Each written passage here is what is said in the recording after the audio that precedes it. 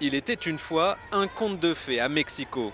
400 cendrillons issus de familles modestes et venant de tout le pays ont pu, aux frais de la municipalité, réaliser un rêve très cher, fêter leur quinceañera, leur fête des 15 ans, réservée aux filles. Certains font remonter la tradition jusqu'aux Aztèques. Une origine plus vraisemblable remonte au bal des débutantes des noblesses françaises et hispaniques du 19e siècle. Aujourd'hui, les parents ne cherchent plus à y marier leurs filles, mais le faste des galas est resté.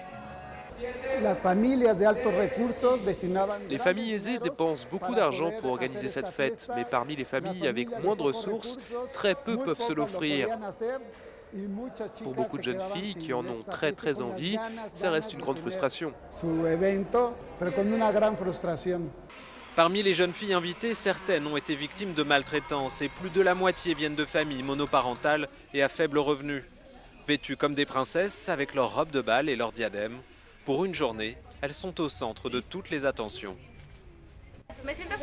J'ai de la chance parce que toutes les filles de 15 ans rêvent de faire ça.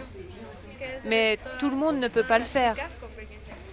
Au-delà du folklore et des paillettes, c'est aussi un rite social, le passage du monde de l'enfance à celui des adultes. Dans ce groupe, la plupart des filles souhaitent aller à l'université. Elles revendiquent leurs droits de femmes. Quand on fête ses 15 ans, on est censé arrêter d'être une enfant et on commence notre vie de femme. Ici, on nous montre comment devenir une femme avec des droits.